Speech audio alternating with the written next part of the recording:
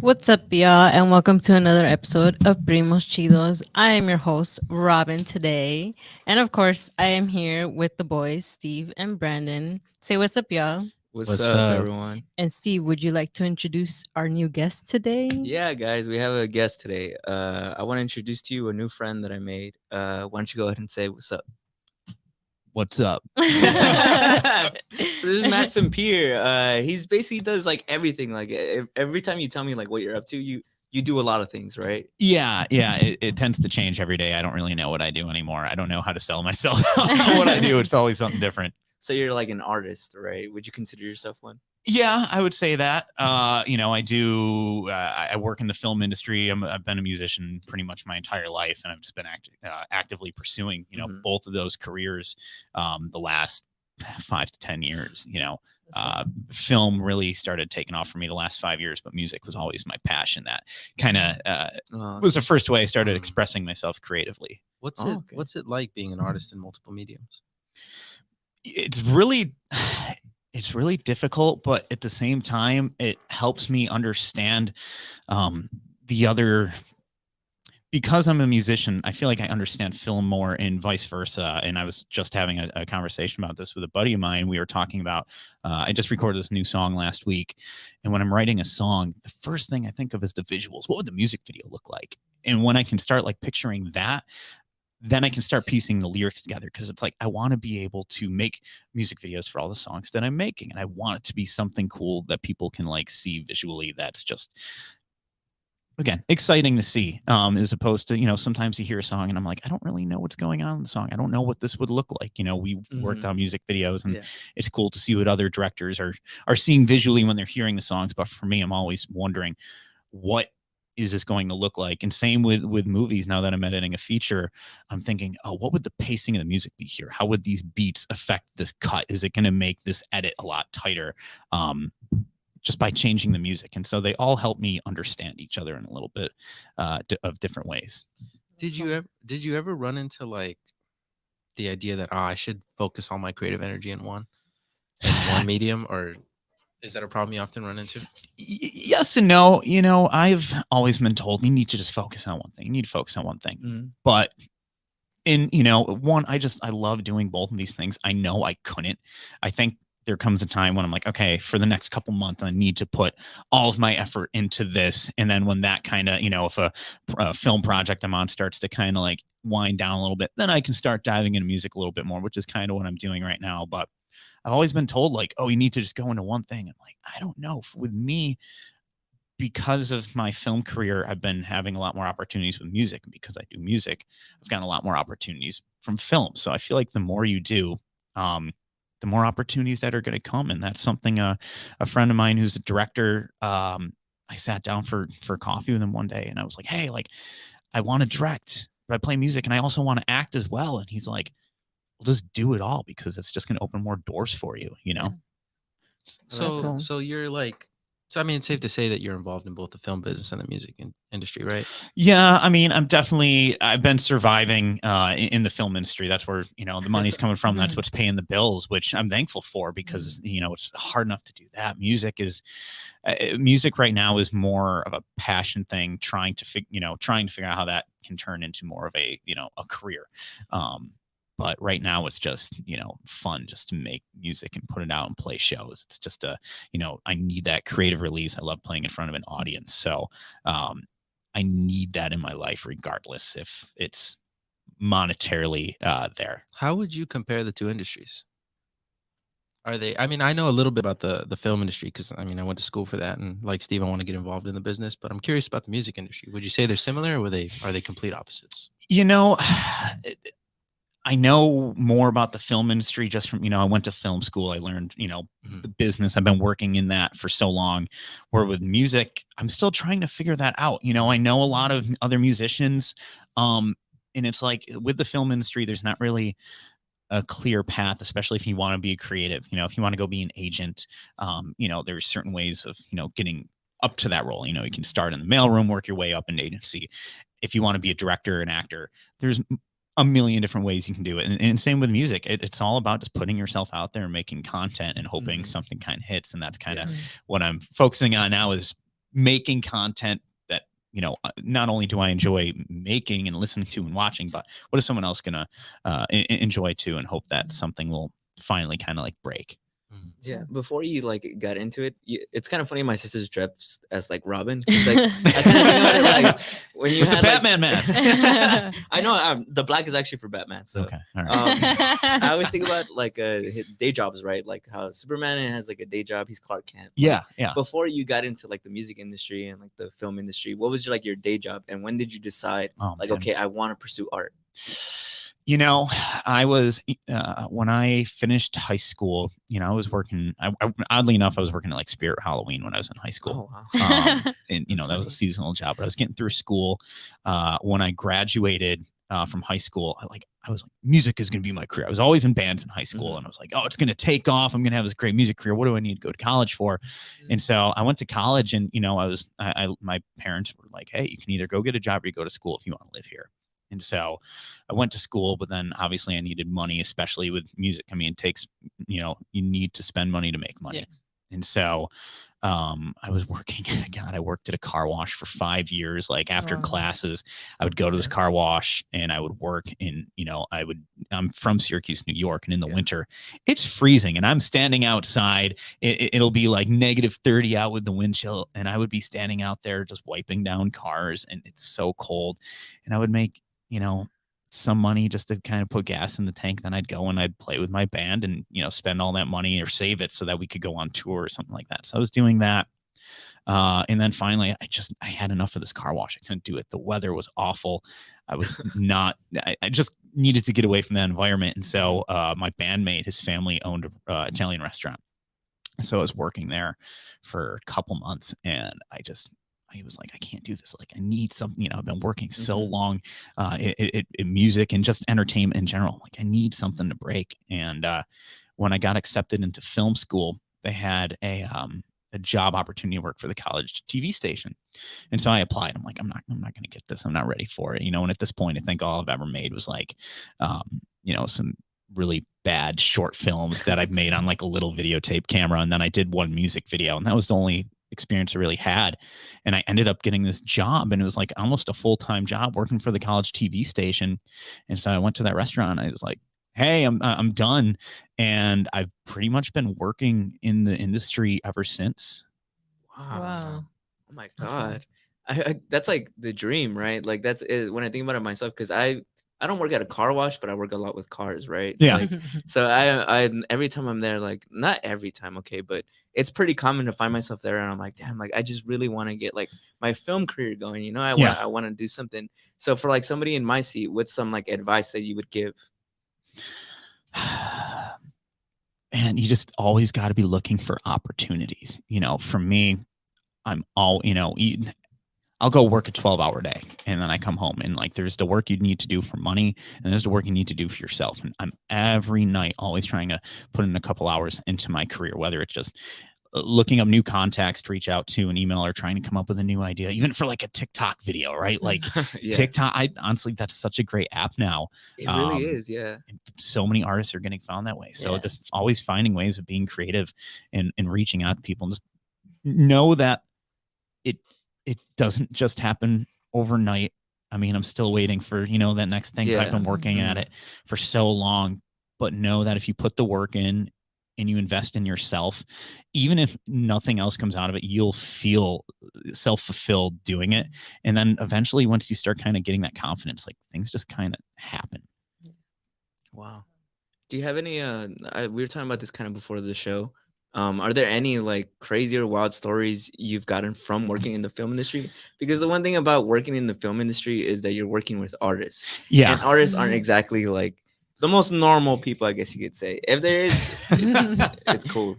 If there isn't, God, a crazy story. I've got a lot of crazy stories. I don't know if I can. Do you think it's like the industry? Sometimes when you talk about the industry, it's like kind of like walking on eggshells? Yes. The one thing I've always learned is you never know who knows who. I've learned, never to say it. Everyone has an opinion, but I've learned like you need to kind of keep your opinions to yourself and stuff. Because again, you don't want to. I want to work with everybody, right? Yeah. There's always somebody new I want to work with. and you never know who knows anybody. And it's great. Even like getting into film school, I didn't think I was going to get in. I didn't have the grades to get into film school. I wasn't a very good student. And it just so happened I was coming back from a trip in LA. I was going back to New York. And my dad works at Syracuse University. He's a professor there, which is where I wanted to go. I went to Newhouse. Yeah. I don't know if you've heard of Newhouse, but it's the film program there, the film school. And I knew I wasn't going to get in. And we're sitting at the airport. And I was like, I don't know, Dad, maybe, because I was just finishing my undergrad. I'm getting a little off topic, but No, you're fine, you're good. it'll loop back together. But I'm sitting there and I'm like, I really want to go to film school. I'm going to try and apply and see where this goes. And my dad just starts chattering with like some woman next to us while we had a layover in Detroit. And I'm like, Dad, just leave people alone. They don't want to talk to you. And then he's like, oh, I'm a professor at SU. What do you do? And she's like, oh, I'm the dean of Newhouse. I'm like, what? And so I'm like, oh my God, like I'm going to apply to the film school. I would love to be part of this program. This is something I've always wanted to do. And because of that, we made that connection. And she was like, hey, send me your application. I'll see, I'll see what we can do for you. And I mean, long story short, it's like the stars aligned and everything, but you never know who you're talking, who you're going to talk to and stuff like that. So I'm always just trying to keep an open and positive mind with everything. Yeah. So what was cool with, sorry, were you going to say something, Julie? no, I was just going to say, how long ago did you move to California? It was July of 2019, 6 months before COVID. Oh, wow. So it was perfect timing to come out here and start a new Everything life. was going so well. Yeah, it was great. Well, yeah, because I was gonna ask, like, how has it been because you said you grew up in New York, right? Yeah. Like, how has that been, like, the changing of like being there and then coming here? Man, I mean, it's so different. I mean, just coming back, I got back from New York. I was back in my hometown up until Monday, and it's like there's so many things. The grass is always greener. Wherever. And it's like, it was nice being, it took me like an hour and a half to get down here today. And then like back home, it's like, there's no traffic. I'm like, oh, wow, this is nice. I don't want to say it was like culture shock, but like, I knew I was getting myself into, but it's just such polar opposites. There's so many different people out here, different mindsets and stuff. The one thing I really like about it out here is everyone's a creative. It seems like, and people are so positive about what other people are doing and excited about it. Meanwhile, I go back home where, that I have a lot of friends back there that are creatives and stuff, but you talk to your family and friends about, hey, I'm doing this thing. They're like, oh, that's cute. Matt's trying to do something else again. But then you come out here where everyone's trying to do it. And people are all excited about all the steps because, other creatives know like what it takes to get that next thing, even if it's not a huge step, even if it's a baby step, that's still a push in the right direction. That it's just nice to find that out here. Do you think that's like a small town? I think it's called small town mentality, right? Because I have a lot of friends who are creatives and they come from like out of state and they talk about how they go back home and a lot of people are like, oh yeah, like I see you're trying to do that. Like they basically belittle them for trying to do something like artistic, right? Yeah. Yes, it seems like that's the case. I mean, I wouldn't say like belittle, but like, I just I always wanted to. Yeah, they're just like, oh, that's cute. That's a thing. Like, you're not a millionaire yet. Like, where's the money? Interesting. I was just on this show for the Travel Channel. I had a small little section or a small little scene in there.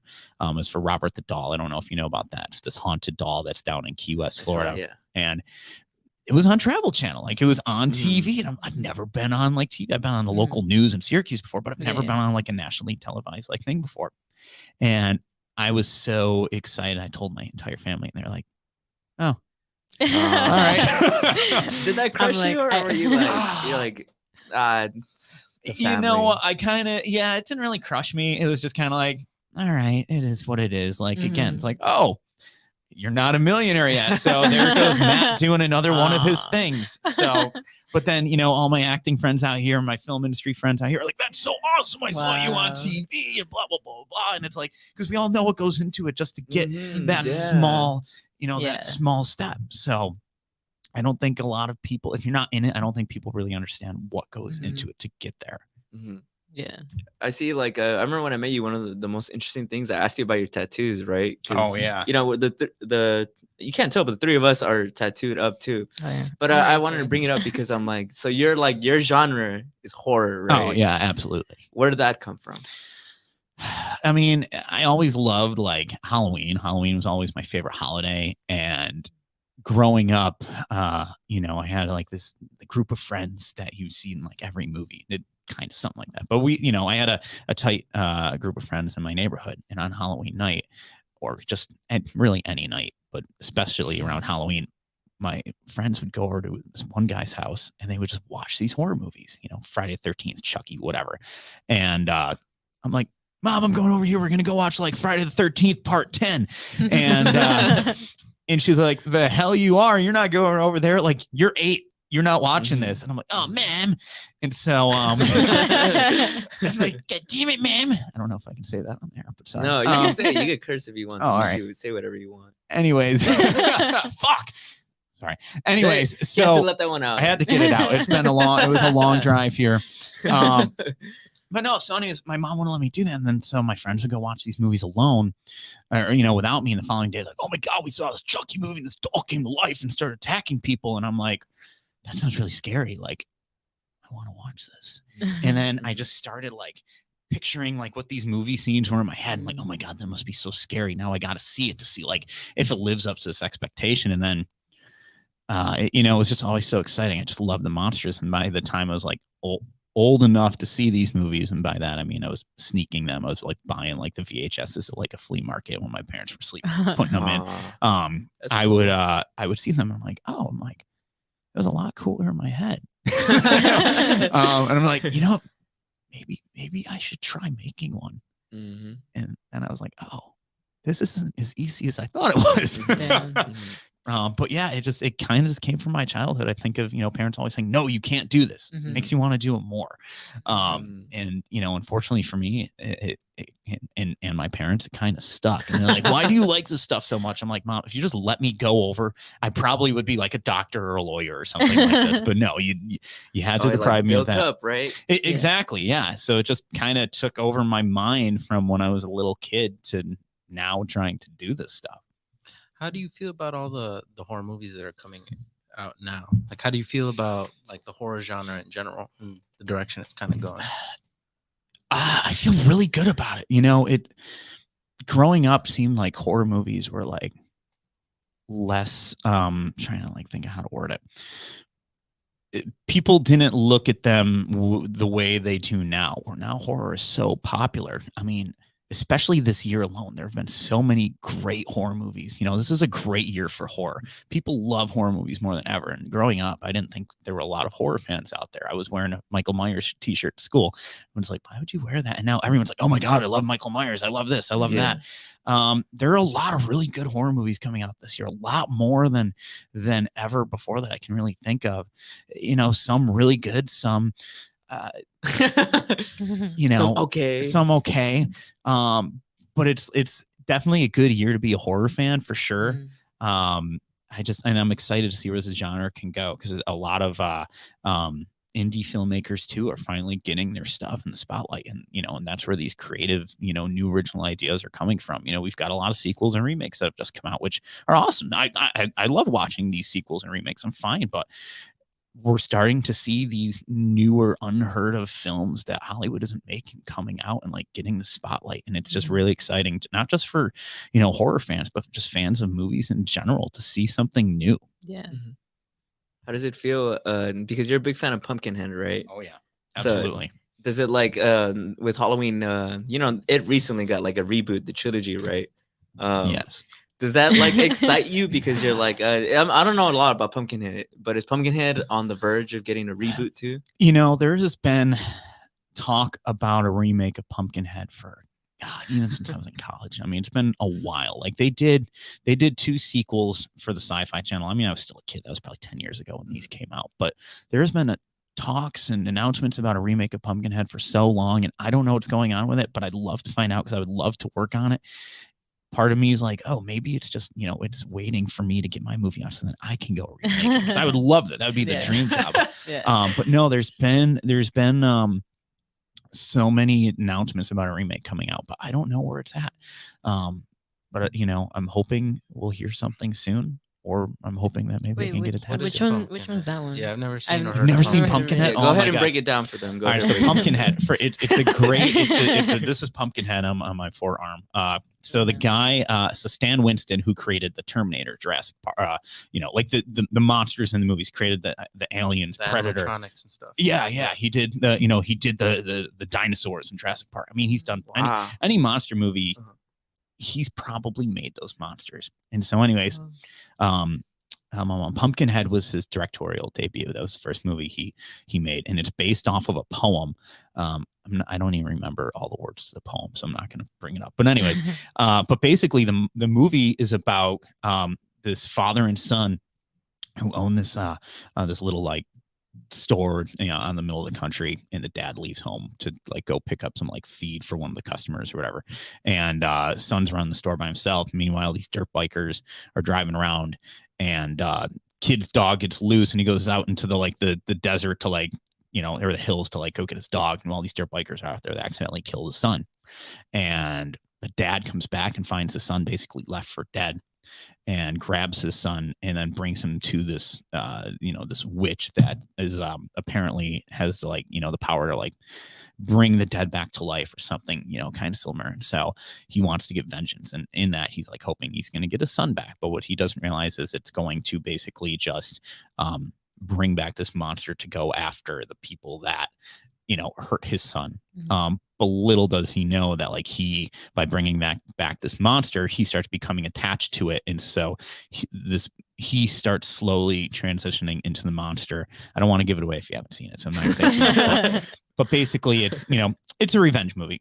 Pumpkinhead is the demon of vengeance, and so it's just this guy who's grieving about his losing his son and wanting to get some revenge, but he doesn't really know what goes into that until it's too late. So What year did it come out? I think it was 88. It's just a great atmospheric horror movie, especially this time of year.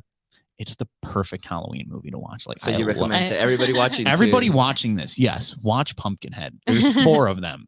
I would suggest all 4 of them, but you need to see the first one. There's 4 of them? There's 4 of them. Was it really that good? Wow. Because if I'm being honest, if I'm being transparent here, when you told me about it, it was the first time I had heard about it, and then you showed me your tattoo, and I'm like, oh damn, like you love it that much that you put it on your body forever. Yeah, I love it. I love it. And it's funny that I think another thing is like with that movie, my grandfather was a huge sports card collector. Okay. It's getting a little off topic, but I'll bring it back. I'll bring it back. I always do. So anyways, he would take me to these like trading card shows and stuff, and to look for baseball cards. And I wasn't really into that. I just like spending time with him. And so we went to this one collector show, and they had this set of Monster magazine like trading cards for Fangoria magazines, a huge horror movie magazine. And I was like looking at all the different covers on there. I'm like, oh, these are so cool. And Pumpkinhead was one of them. I'm like, oh, this monster looks awesome. I want to see this movie. And one year during, like the Sci-Fi Horror Fest or whatever they do on the Sci-Fi Channel, Pumpkinhead was playing. So I asked my grandfather to tape it for me. And so his TV, this is back in the early 2000s probably or something. I was probably like 11. His TV, the cable, the guide was one of the ones that just scrolled up. You couldn't see, you couldn't move over. It just was a channel. The guide was, the guide channel. So Pumpkinhead was on. I'm like, hey, look, it's gonna be on. Can you tape it for me? And he ended up taping it for me. And like, so the guide channel only showed you like what was playing within that hour. It didn't show you how long things went. Yeah. So he taped the movie for me, thinking it was only an hour long. But it was on for like 2 hours. The guy just didn't show that. And so he gave me the tape, and I sat there to watch it. And I was loving it. Like right when it started getting to the end, the tape just ended. And I'm like, where is it? And I would like fast forward and like, where's the rest of the movie? He's like, what do you mean? It's only an hour. I'm like, no, it's not. And I just became obsessed with this movie so much because like for 2 years, I only saw the beginning of this movie, and it was rated R. My parents wouldn't let me watch it. And I just kept playing it back over and over, hoping that like one day the tape would just be like, oh wait, here's the ending. The tape was glitched out. And I just never saw it. When I finally did see it, like it just has one of those endings where like it's a lot different than your typical 80s horror movie type endings. Like there's a little bit of a twist ending, and that was like the first movie where I didn't see this ending coming, and I'm like, wow, that was better than I could have imagined. And it just became such an obsession. Just the feeling I had watching this, just the colors of it, the monster it's so eerie. I love that because that's like where you perfectly see, because everybody says film is art, and it is. I Mhm. mean, you can't even Mhm. argue that. But I mean, that's one of those times where you see like the art affects you, right? Like Yeah. to this day, you still remember that memory. Oh, absolutely. It Yeah. affects you. I mean, it's literally on your body. Yeah. You know, Yeah. it echoes through like time. I was gonna say, oh fuck, I forgot. I totally forgot. My bad. But It's all right. Hey, we've all it's been because there. you were really like you're really like attached to Yeah. like that movie, and it kind of reminds me of when, like, for me it was kind of Interstellar, right? Like I totally Oh, like all that right. was the movie that totally like impacted my life because I was sick. Uh-huh. I tell my sister all the Yeah. time, like there's this famous picture of I on the took a picture of premiere. him. I was wearing like 3 jackets and like a hoodie, and I had like I had like stuff in my nose because I was totally out. But when I went to go see it and I was in theaters, the entire runtime, and it's a long movie. It's a really long movie. Mhm. I totally forgot like who I was and where I was. I was in, the fly on the wall, the perspective of the actual movie. Yeah. So I relate a lot to you when you say like you were just absolutely obsessed. I also realize that happens to you a lot, right? Like somebody tells you can't do something or the tape cuts out, like you become like so obsessed with Yeah. that thing, right? You Yeah. fixate on it. Yeah, and, it just goes back to, it's like there's always like something that like you can't have and you want it, and then very rarely it's like if you get it, is it worth it? Like, they always say like the chase is better than the catch. So when you find something where you get it and it's like worth it, it's like, oh my god, and you just like are so obsessed with it. Yeah. Pumpkinhead I was that movie for me. People say that like success is kind of that way too. Like people chase after. Oh, I'm sorry. We're gonna go to on commercial really quick. Oh. We'll be right back. Stay tuned. Stay tuned.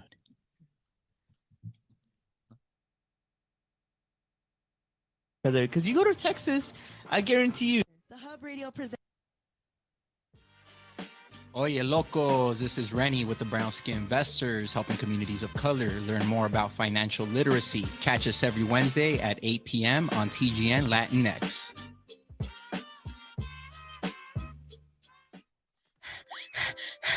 Hey, Jackie, what's wrong? I'm over here running around trying to tell everybody about the Podcast Pit. What's the Podcast Pit? I'm glad you asked. The Podcast Pit is an event where you will find some of your favorite podcasts performing in front of a live audience. Will there be food and drinks there? Of course there will be. It's at Joxer Dailies in Culver City. They have a full bar and a full menu. Hey, I might need to tell people about this as well. Yes, come with me. Let's tell them. The Podcast Pit is coming. The Podcast Pit is coming.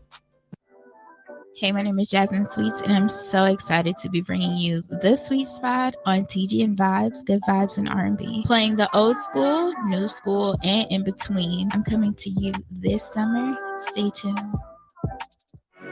What's up, friends? It's IE and Friends. We're here at the Podcast Pit LA. It was so fun. We came to rep the IE. I think we did a pretty good job. So shout out to the Podcast Pit for having us. Shout out to TGN. You guys should definitely check them out. You should check me out, Saul V. Gomez. Y'all can find me at I Know Caesar on IG. You can find me at airbear_IE on IG. And you guys can find the podcast at IE and Friends on every social media network, except for OnlyFans. That's coming soon. So stay tuned. So follow us and follow TGN Podcast Pit. Have a good day, guys. Yo, Jerry, what you sipping on? You already know, Mike. It's Michelada time. Flavorful, handcrafted Michi mix to top off with your favorite cerveza. It will have you saying, wow, baby, at every drink. Michelada time is freshly made in small batches, bringing you the perfect Michelada every time. The streets are talking, Jerry. That Michelada time is liquid gold. Where can I find it? Check out our website at www.micheladatimemix.com. That is MICHELADA timemix.com. Follow us on Instagram at Michelada_time for news, products, pop-ups, and store locations. Say less. I'm on it.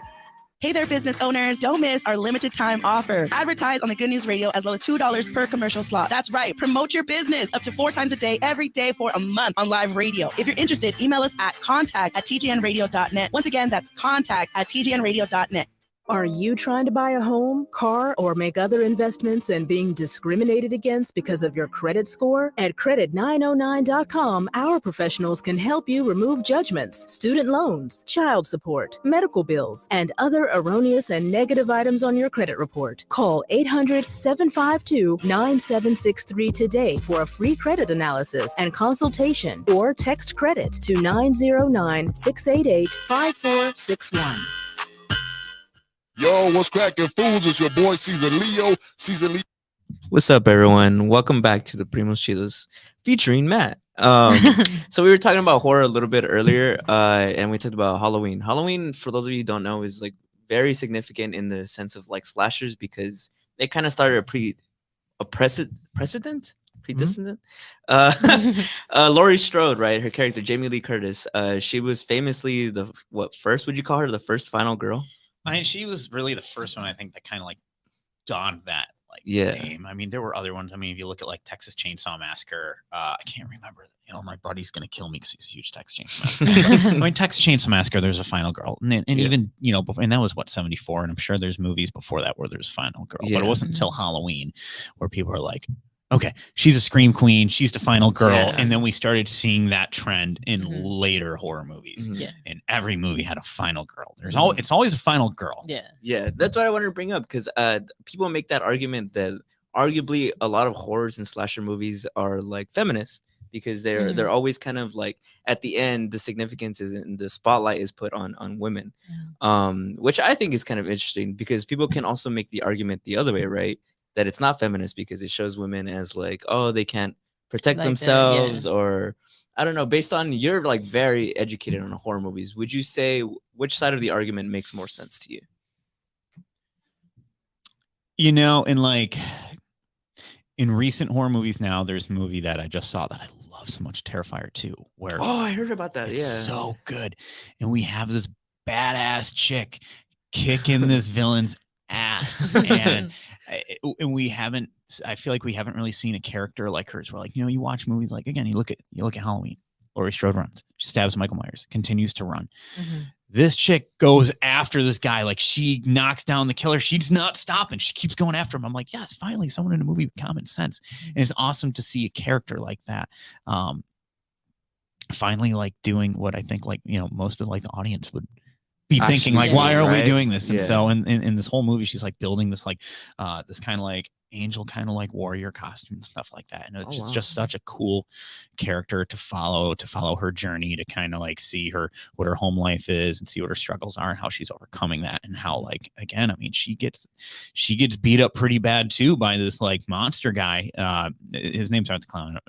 You know, he's the villain, whatever. Anyways, Art, if you haven't seen Terrifier 2, please go see it. I haven't seen it actually, but I've heard so many things. Have you guys heard about the thing? People are fainting. Yeah, and that's one of those movies, and that's an indie movie. It's a movie that they made the money on Indiegogo to make it. That's what I did with my movie, and it's so inspiring to see, you know, these guys that wanted to just tell a story. They're not waiting for the studios to come and say, oh yeah, hey, we'll fund this. They're just trying to figure out ways to do it, and now they're getting the national attention, and you know, and they're getting their movie in theaters, and it's doing really well, and it's so good. I love this movie so much. And honestly, after seeing a slasher movie like Terrifier 2, it's so hard to go and watch any other slasher movie because this one is just the godfather of all slasher movies. It seems. Is it like. Really that good? So good. It's so good. It you know, I love gory movies, and this one even had me going, oh my god, like, ouch. You know, that doesn't really happen. The effects were great. I haven't seen it, so I wanted to ask, like, what is it that's making people faint? I mean, I don't want spoilers or anything, but like, do you understand why people are people are like, it's it is very carted out like on a stretcher. No, I'm serious. Yeah, people are calling it one of the I don't know if scariest, but just reactionary. Like it's such a, what is it, like a gory movie? Yeah, I wouldn't, you know, there's a couple jump scares in there, but it's just very graphic. I mean, it is you know, I don't know if you've seen Human Centipede. It's like, you know, those movies were very, I mean, those were very gross. Those were just totally off the wall. This movie, like, what is it, Hostel? Those were, you know, super gory. Wasn't really, you know, those were like considered like torture porn and stuff, where this I wouldn't say is a torture porn type thing, but it's just a very graphic, gory movie. But it's so well done, and there's a story there. A lot of slasher movies don't really have too many stories, except here's a backstory about the monster, and here's some kids go kill them. This movie had a story that had characters that are fun to watch. It's a 2.5-hour movie, and it just flies by. So, and that's like one of the longest slasher movies I think there ever is. But it's so good. Go check it out. What do you think about people who say like that a lot of horror movies are kind of like low effort? Like but people have been saying this since like the 60s and the 70s, right? Yeah, you know, they've always said like, oh, you want to get into make horror movies, those are easy to make. And I'm like, I don't know, you know. And I recently, I was working on a drama film, and I was like, hey, let me edit this. And you know, that one of the producers were like, oh, you don't know drama. I'm like, dude, I'm cutting a movie right now with, you know, that has scares, it's got, you know, comedy, it's got a lot of drama. It's like horror movies, the good ones have every genre kind of mixed in there, and you need to know how to hit all those beats as a director, as an actor, as a whatever, as an editor, as opposed to here's a drama of two people talking in each other's room and crying. It's like, if you can do horror and comedy are the two hardest genres, I think, to really get into. And if you can do that, you can do these other ones. Like I can get, and there's so many other filmmakers out there that have said that. I'm like, it's so true. Yeah. It's so hard to edit something to scare somebody or to be comedic. It's all about the timing and the pacing. And if you don't get that right, the joke's not going to land or the scare's not going to work. Where if it's two people talking and, I'm really sad today. Mm-hmm. Oh, okay. Like the other, you can put that, like, it's not going to really I get you. Yeah. Cause I'm curious. Like you've said that before. Yeah. But I'm also curious to know, okay. Cause like the thing about the reason why horror and comedy, I think, are so hard is because they're so subjective, right? They're subjective in what, like, people are so scared of different things. And like, I famously want to point it a little bit to Brandon, because Brandon, you don't like horror movies, right? You're not. I don't like horror in the sense that I'm not really a fan of getting scared. But I don't dislike. But I like the movies, and I think that it's interesting. I think horror lends itself to a lot of clever storytelling. Mm-hmm. Like I think The Shining is one of the best movies ever made, because there's like a million different ways to read that movie, and they all work. It's not like you pull it out of your ass. It's like, because Kubrick, whether you like him or not, he was kind of obsessive with the craft. So like, if you look at all the details, like everything means something. So it all works with the story. So I always think that, like, despite me not really liking getting scared, I always think that the creative medium's really like fruitful. Mm-hmm. Yeah. So the reason why I pointed to that is because you love horror. So I'm like, but are you scared when you watch these movies? Would you say you feel fear when you watch these movies? For a while, no. When I was younger, like movies like I think the first one that really got me was Paranormal Activity. Like I remember, like The Exorcist, paranormal movies were like, because I don't know what your beliefs are and that kind of stuff, but like those movies kind of freaked me out. But like Exorcist, I was afraid to watch. Then I watched it and I was like, okay, like I can get through it. But like Paranormal Activity, I remember. I don't know if you guys remember that very ending, the last shot. Oh, yeah. I was in a theater. I didn't know what to expect. I'm really I couldn't look. I was literally in the theater. I had my legs up, I was curled up in the fetal position in my chair, and I'm like, oh my god! For that last shot, when she like jumps at the camera, like that freaked me out. And so those kind of movies definitely, I'm so traumatized, work me up a little bit. And then in recent years, I've just been so like, I guess what's the word? I've gotten accustomed to it, and so I'm like, yeah. And so now when I almost get like, I don't know if I should say angry, but like when I watch a movie and I do get scared, I'm like, damn, they're doing a really good job. Like, what do I gotta do to like build a scare up like that? And so there was there's this movie Smile that just came out, and I was watching, and they just had really good ways of building up the tension. And I'm like, oh my god, I heard that one's really good. It was pretty good. I've seen TikToks of people being like, I'm like seeing people actually smile in person is like, oh yeah, it's so creepy. Like pale white faces with long creepy smiles. I'm done. Especially if you can see them like poking out through the dark. Yeah. Did you see their marketing? Did you see how they marketed the movie? When they were like sticking people at baseball stadiums. Yeah. Baseball stadiums. Yeah. Oh, it's genius. Wait, you didn't hear about that? No. They were sticking right behind home base. They'd hire actors. So like when you're looking at home base, there'd be like an actor like smiling. So and throughout the whole game, throughout the whole game, they'd stay there. What? I didn't see that. my sister works for the Dodgers, so I'm surprised she didn't hear about it. Yeah, they probably did it there. I don't know. I feel like I slightly heard about it, but I didn't know what they were referencing. But I feel like I did hear something about it, but I just I forgot about it. But the reason I asked, like, do horror movies scare you is because like I feel like I have a fascination with the horror genre too. But like these movies don't necessarily scare me, and I can't figure out then why do I keep watching them, right? Because you watch a comedy movie because like, oh, I'm gonna laugh, it's gonna be funny. Yeah. But I'm watching a horror movie, I'm not getting scared yet. I'm still so like inclined.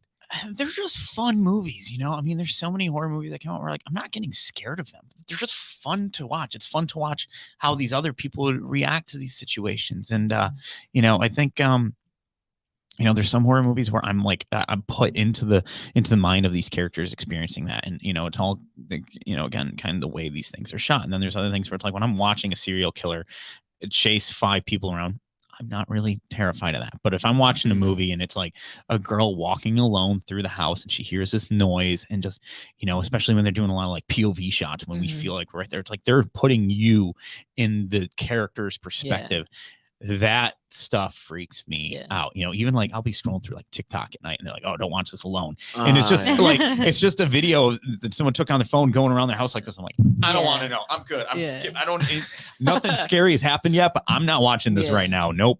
It relates to like Paranormal Activity. I've got a question for you. I recently watched Nightmare on Elm Street, the first one and the third one. I really like them. But which one's the one? Are you talking about the second one? It's the second one? Yeah. Have you ever heard of the second one having, I don't know if it's the only, but arguably the first ever Scream King? Yeah. Oh God, I love that one too. We haven't seen it. Or I haven't seen it. I don't know. Yeah, I haven't seen it either. But I thought it was really interesting when I heard what it's about. That it's supposed to be like an allegory for a guy coming out. Which is really interesting to me because I'm like, I actually really want to see that now.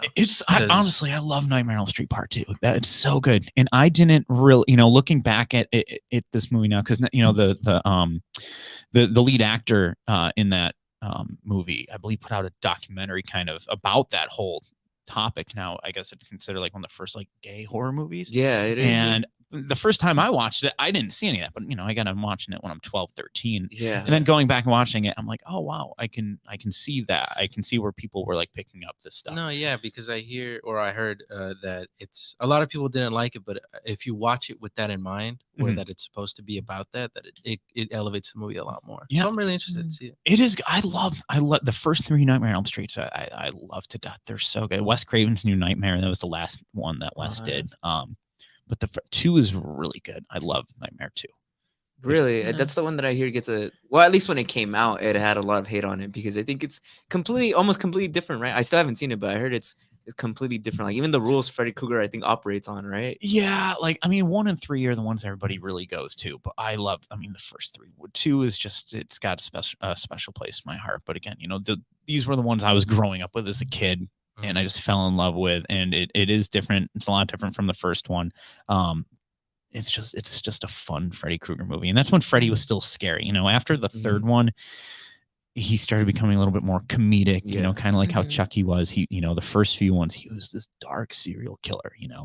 Were you ever afraid of Freddy or the core? Like how there's the icons that are Chucky, Michael Myers, Freddy. Did those ever scare you?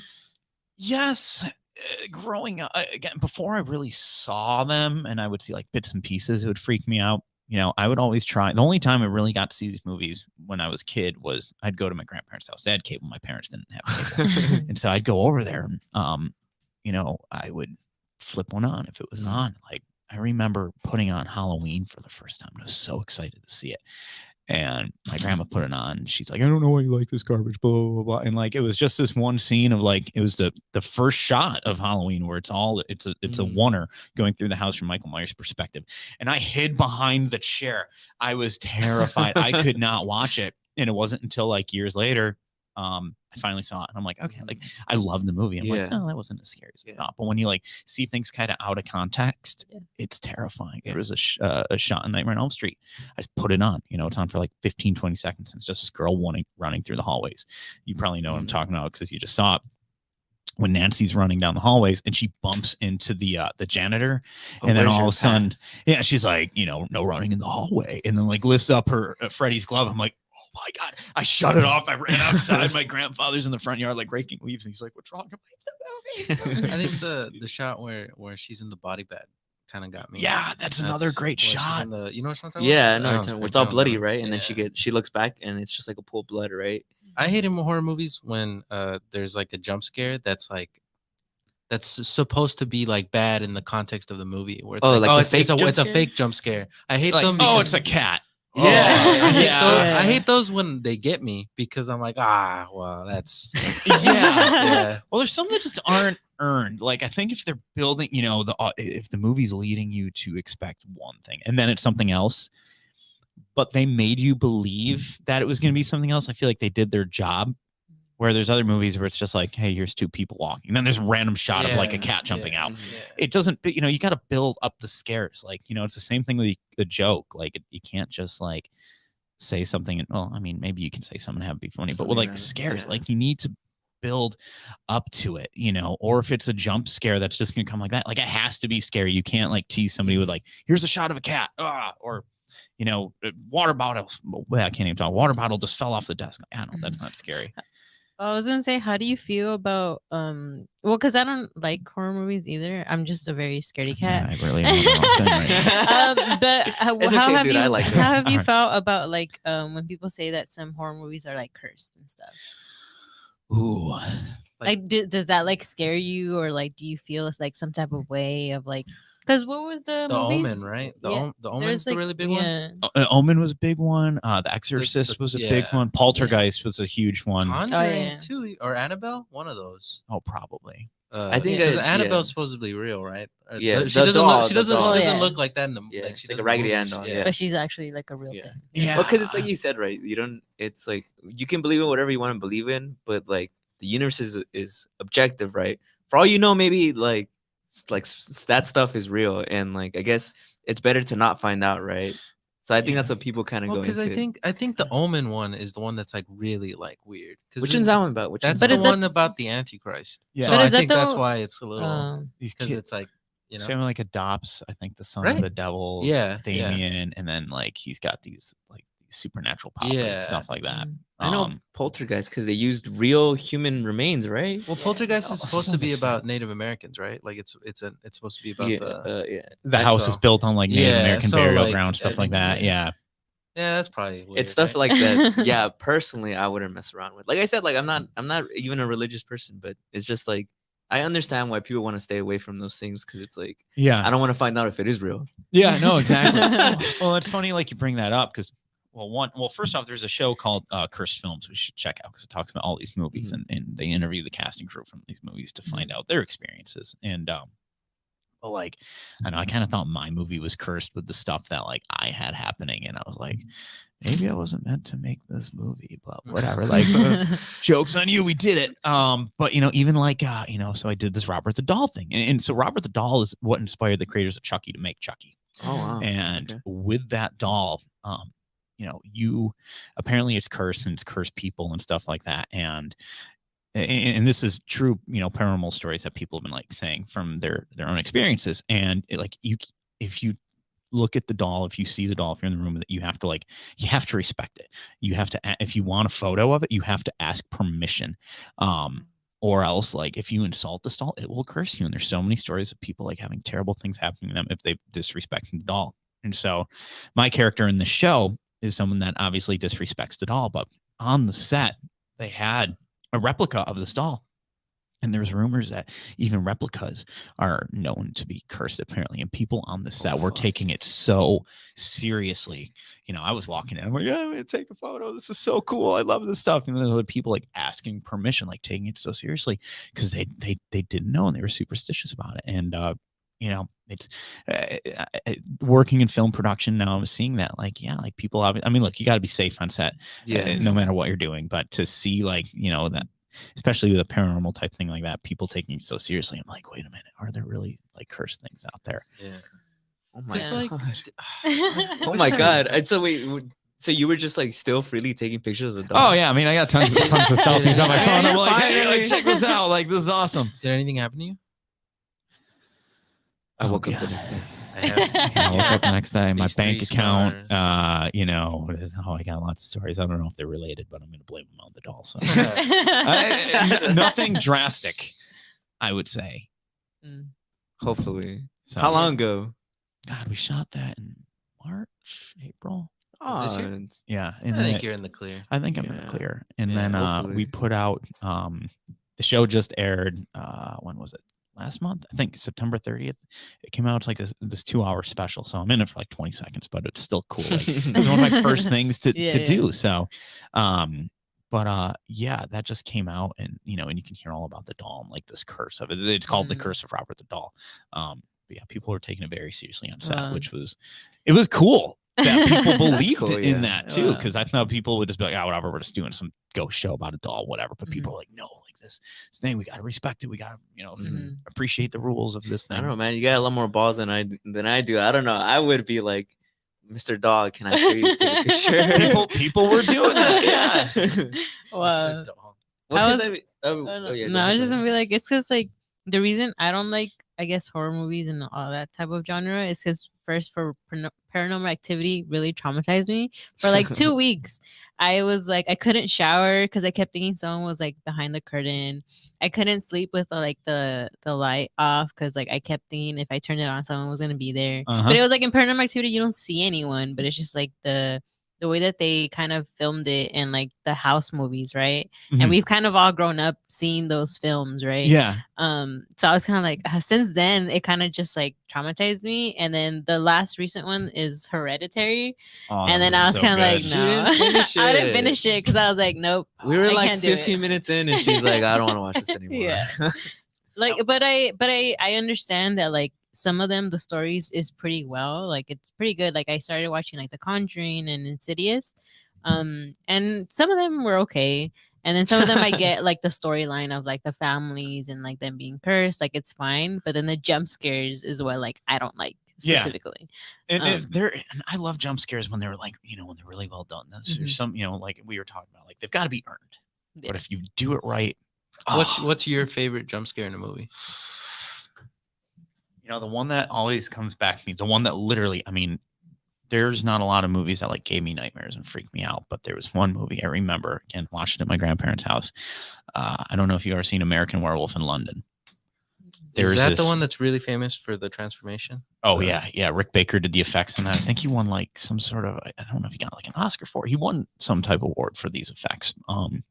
But there's this one scene in there where they have this jump scare. It's like this dream sequence, and this guy that gets bit by a werewolf, he starts just having these like weird visions in his head. And so there's this one scene, and he's in the woods in the hospital bed, and the camera's kind of like going through the woods, coming up to him, and then we cut to a close up of his face, and it's just this peaceful, calming kind of sequence. You don't think anything's gonna happen until his like he opens his eyes, and like his face is terrifying.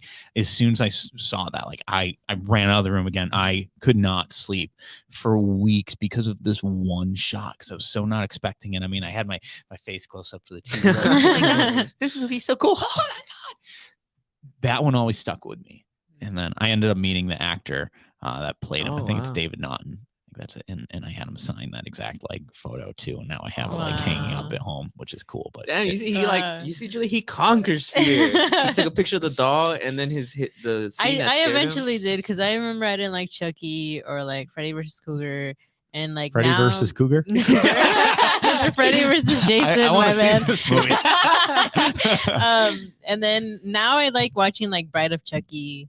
And like I'll That see one's like when scary. like he'll watch like other like Freddy versus Jason or like or all that stuff. You have But to have like that Sampere those are mentality just to like it. different. Like those are like I the like that. older, I guess, the movies. But now I can't. Like I think it's. I know Hereditary is more of like, it's not like horror. It's more of like It's like definitely it gets horror. in like your mind and like Psychological horror? yeah, Yeah. kind of like that. Yeah. And then I think the only recent one that I liked was like, I don't know if it's horror, but Parasite. That one was pretty good. That's that a one. good horror? That one, It's a thriller for sure. Well, It's yeah. very suspenseful. Well, I mean, it's kind of like those. Those I'm kind of like. It has elements of horror. Yeah. You don't Yeah. like it. well, like you know, those it I can puts in that- tolerate. It makes you feel that suspense that horror movies should make you feel. Yeah. And that was a really well done movie. Yeah. Yeah, I don't know. I mean, it broke records. I mean, when you were talking about gore, I kept thinking of like we say that Found we Destination. can't watch movies while we're eating when like it's a gory movie, because then we're kind of like, I lose my appetite when I watch like horror movies or like gore Mhm. or like something gory is gonna happen. I'm like, I can't eat. I can't do it. 'Cause I I feel was that like, way too. yeah, I that's too totally much. feel that way. I have this weird thing where even though I really like horror, arguably it's like you, it's maybe my favorite genre. But I have this weird thing where I can't eat, even if it's like slightly funny. Like even if it's a commercial, like sci-fi, like later on, make sure you tune in. We're gonna play Friday Nightmare. Like my appetite gone. Like I don't know what it is. Yeah. You know, it's weird. There's some movies where like, I can sit down and watch like Michael Myers chop up people and just be like, eating like cereal or whatever. And there's like other movies where I'm just like, especially like, I think like the sleazier like B horror movies, like when you're watching some of that gore, it's just like totally like over the top. Like it's hard to eat and do that stuff. But again, Friday the 13th, all those movies, like those kind of slash movies, I'm like, yeah, that stuff doesn't bother me. But like Terrifier 2, though, that one is like one where it's like, might not be the best to have like something to eat or drink while you're watching that, because the gore in that, I mean, it's so good. It's so good. But, do you think how he was talking about The Shining and how it's like it's arguably one of the greatest like horror movies? Do you think in order to make a good horror movie, you yourself have to be a little like off in your mind? And this is like I bet it hits close to home, because I mean I know you want to make horror movies. yeah, I mean, I think who is it? God, what movie? I think it's in Psycho. Norman Bates says we all go a little mad sometimes. No one quote me on that. I think I got that wrong. No, I think that's Norman Bates. No, it is. Yeah. Is it? We all go a little mad sometimes. I think we all got to have a little bit of a screw loose to believe that sometimes you just got to like be like, oh yeah, like this could happen. Like when you're watching a horror movie and there's like a monster like Pumpkinhead, like clearly that is not going to happen, but like you need to let your mind believe that it could happen for stuff like this to be kind of scary. And, whether it's being screw loose or not, you just have to be willing to go into that. There's some movies where it's like, again, in, I don't know, I'm trying to think of an example, but there's some movies where it's like, okay, you can believe this killer just came back from the dead like 30 years later and is chasing after people, but you can't believe that like someone's, I can't even think of something, but like you can't believe that something that would normally happen isn't happening right now. Like people are like will nitpick like little things like, oh my God, I can't believe that she didn't just like run to the door. It's like, okay, you're believing. Well, I'm sorry to cut you off, but we're going to take off on the app. So thank you for joining us. This was Matt St. Pierre. I hope you guys check him out. it. He'll be in our bio. Make sure you check out all his stuff that he's into. Thanks for watching. We'll still be live on, we'll wrap up on YouTube, but that was just the app. Cool. You were saying, I'm sorry about that. No, that's right. I was totally like, I knew where I wanted to go with it, but I couldn't think of like what I was gonna say. But basically, like, there's some things for like in horror movies, like you're willing to believe like this crazy monster, but you can't believe like this other small thing that you're gonna nitpick that or whatever. And I can't think of like a good example right now. I'm just drawing a blank, but no, I get you. Horrors are like super nitpicked. Yeah. I mean, I don't know. Yeah, I get what you mean. Like, for me with horror, I really dislike when they tell you what it is. I've come to really dislike that. Especially with the new like Michael Myers, where they kind of make it a point. Like now, like I like in the first movie, they kind of dance around it, or like, is he a man or is he something like else? what is he like? But I really don't like when they come out and say like, oh, it's a ghost or it's a demon or it's like demon magic. I like when they just kind of like they don't really say it, because I feel like once you kind of give it a name, once it's like it's completely gone. Because I think that's what works about The Shining is I think Stanley Kubrick talks about how he's a like flaming atheist or whatever, and so for him the horror comes from like that he doesn't believe in any of this or whatever. So he makes sure that you can view The Shining as someone who doesn't believe in that. I think that's interesting because it like makes it more scary, right? I don't know. I get what you're saying. Yeah, because I mean it's going back to Paranormal Activity, right? It's so scary, but if you look at it as like a person who's objective and is not scared of anything, you're kind of like nothing happens in this movie. Yeah, it's just a bunch of doors and wind happening like for like an hour. So I think not knowing what something is makes it scarier, right? Yeah, that's and that's like the Jaws is one of my all-time favorite movies. I should get a Jaws tattoo probably too. But you look at the. I don't know if you followed like the story of what happened with Jaws and how that production was so hard to get through. The shark wasn't working. Yeah, the shark was. That's why they had to figure out. That's why he's barely in the movie, right? Right. Like it doesn't work. Barely see the shark because they had to figure out ways. How do we shoot this movie without it? But it's like Jaws would not be as successful as it was if the shark worked.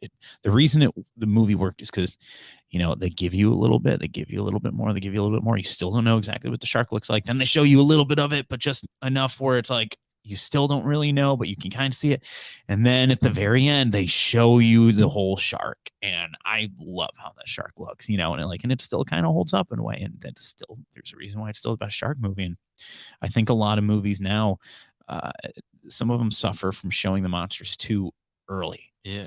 And, and that was the same thing with doing Creeping Death is my movie is, I didn't want to, it's the less is more approach. It's like, I don't want to show you everything at once. Because once you see the monster, you're like, oh, Yeah. Okay, like, hey, that it's cool, but it's not scary. Where if you only see a Mhm. little bit, like, when you get to the next scene, you're like, are we gonna see more of what this thing is? And just Mm-hmm. you got to build up to it.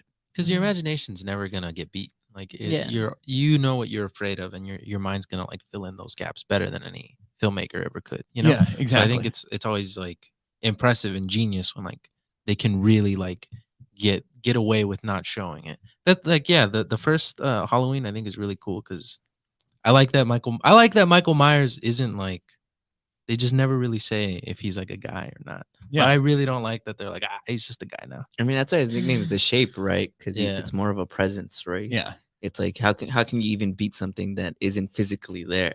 But I wanted to say, have you seen Nope? Yes. Yeah, Nope. it reminded me a lot of Nope. it reminded me a lot of Jaws in that sense of like, Dude, right? it was E.T. and Jaws. It was Jaws in Yeah. the sky. I love Nope, and they filmed it up kind of like near where I live too, and so it's like Oh, funny. really? Like when I was watching, I'm like, oh, that's It's exit I take. It's impressive how all their night scenes were shot in day. I didn't catch it. Usually, I feel Really? like I can spot it if like it's. Did you night know or that? day. Like exterior night scenes. All the night scenes are shot during the day. What? Yeah. Yeah. So it's like this new like Jordan Peele talked about it. He said it's completely new that hasn't been seen in the industry. He hopes it pushes the envelope for the industry because how do they do it? It's like something It- completely new. I that- think the cinematographer or something like was Yeah. like let me. it's whip like something up." filters. It's filters and editing mainly what it is. But all those scenes are during the day because it would have been impossible to kind of shoot day for night because of how big it is, right? 'Cause Yeah, it's all yeah. open space. It would have been impossible. It would have been like would have added some millions of Yeah. dollars to the budget. But yeah, since we're kind of like nearing the end, Matt, why don't you go ahead and promote what you're up to and go ahead and tell everybody where they can find you. All right. Well, yeah. So right now I'm finishing up my first slasher movie called Creeping Death. It's a full-length movie that's going to be hopefully coming out next fall. We have a short film that we use to get the funding, make it, again, called Creeping Death. You can find it on YouTube under Sampere Productions, Samphear. So if you go to Sampere Productions, Creeping Death, you will find it. It's a fun Halloween slasher film. Perfect for this time of year. And I'm going to be releasing some new music next. I don't know. I'm like looking. I guess I should look at this. I don't know. And I have some new music coming out. I got a new single. It's a Halloween themed cover song from a famous a cartoon about a dog. So maybe you'll know the song. But you'll be able to find that on, again, it'll be YouTube on all my social media under Sampere, Sampere. Again, we're on iTunes, Apple Music, and stuff like that. So if you like hard rock music, you can check that out. If you like horror movie stuff like that, check out Sampere, and we got a lot of fun and exciting things coming. Yeah, and if you like Matt, you can go ahead and check him out. And check me out. And I'm on Instagram too, just Matt Sampere. Yeah, you'll find them Nice. on our bio. But I'll check out thanks. your music. Maybe not your movie. Please do. You might like it. Maybe. And you'll be like, really? Like, hey, that was one of those bad ones.